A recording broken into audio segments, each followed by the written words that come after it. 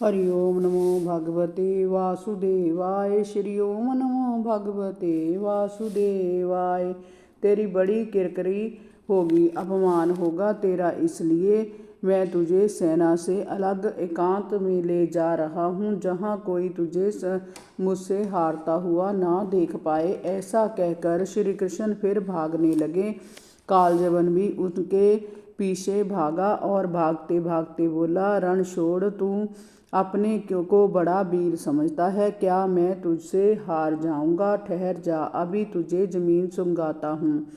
श्री कृष्ण ने उसी तरह भागते हुए कहा, अहंकार मत कर कालयमन, तू सचमुच में मुझे नहीं जीत पाएगा। तू व्यर्थ में हार कर अपनी सेना के सामने क्यों बदनामी कराना चाहता है? मेरे पीछे पीछे चला आ, वहाँ एकांत में जहाँ पर्वत की तराई है, हम दोनों मल्ल युद्ध करेंगे। यदि तू हार गया तो कोई नहीं जान पाएगा, फिर तू चुपचाप यहाँ से वापस लौट जाना। फिर पुरुष को पराजित होने की पीड़ा जीवन भर सालती है। कालजवन श्री कृष्ण के पीछे पीछे भागते हुए बोला, ठीक है, मैं आ रहा हूँ, देखते हैं आज कौन विजयी होता है। परीक्षित इस प्रकार भगवान श्री कृष्ण लीला करते हुए उसे पर्वत के पास ले आए और वहां उसे दिखाकर एक गुफा में प्रवेश कर गए।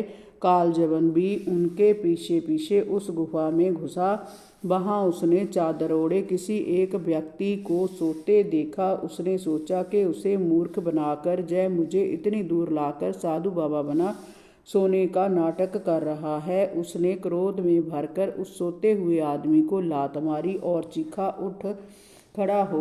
वह आदमी लात लगने से उठ बैठा और क्रोध आ रहा था कि उसे लात मारकर किसने जगाया है। उसने अपनी आंखें खोली और कालजवन की ओर देखा। उसी समय उसकी आंखों से तेज अग्नि की लपटें निकली और कालजवन कुछ ही पल में जलकर राख हो गया। राजा परीक्षित ने पूछा, मुनिवर, वह आदमी कौन था जिसके दृष्टिपात से कालजवन जलकर राख का ढेर बन गया? वह वहाँ उस पर्वत गुफा में क्यों सो रहा था? कृपया उसके विषय में मुझे बताइए। श्री सुखदेव जी ने कहा, परीक्षित, वह साधु पुरुष इक्ष्वाकु वंशी महाराज मानधाता के पुत्र राजा मुचकंद थे। वह ब्राह्मणों के परम भक्त सत्यवादी संग्राम विजय एक महापुरुष थे। एक बार असुरों और देवताओं में भयानक युद्ध छिड़ गया। तब देवताओं की प्रार्थना पर राजा मुचकंद ने उनका सेनापति बनना स्वीकार कर लिया। हरि ओम नमो भगवते वासुदेवाय। श्री ओम नमो भगवते वासुदेवाय।